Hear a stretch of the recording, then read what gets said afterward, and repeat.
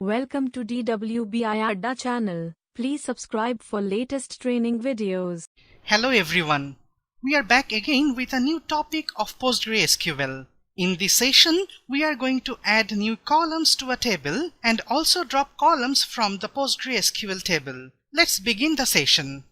In this section, we are going to use add column statement to add one or more columns to an existing table. Let's consider this first structure. In this syntax, first we need to specify the name of the table on which we want to add new columns. Second, we specify the name of the column as well as its data type and constraint if required. When we add a new column to the table, PostgreSQL appends it at the end of the table. PostgreSQL has no option to specify the position of the new column in the table. To add multiple columns to an existing table, we use multiple add clause in the alter table statement like these. Now move to the next section.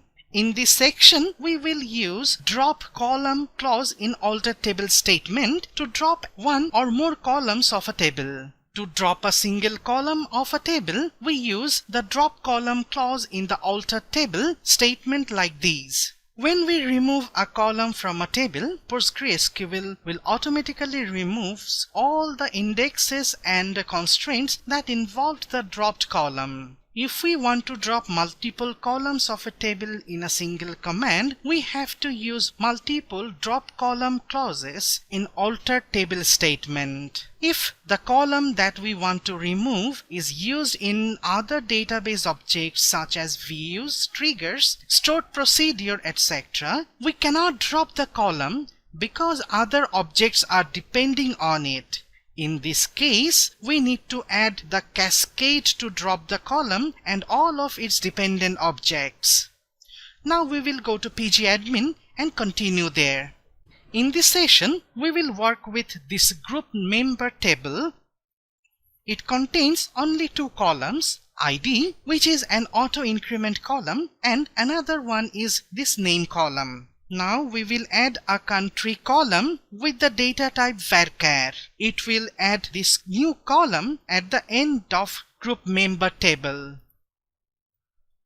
So a new country column has been created at the end of our table.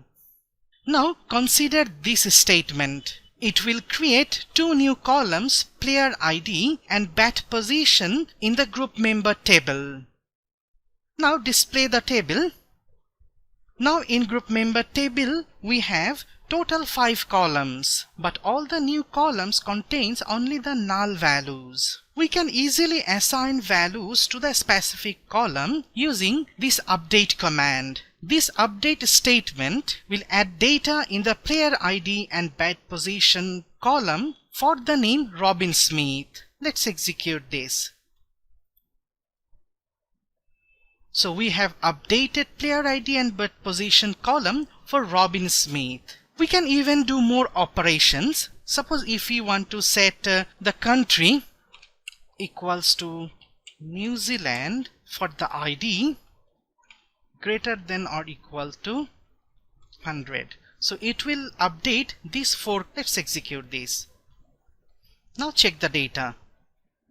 So it has successfully been updated 4 values in the country column. So we have successfully created new columns and assigned values on these. Now move to the drop section. In this section, we will drop a bat position column of a group member table. Let's execute these. In case of multiple column drops, we have to use multiple drop column clauses in this alter table statement. It will drop country and player ID columns from group member table. Let's display the table group member.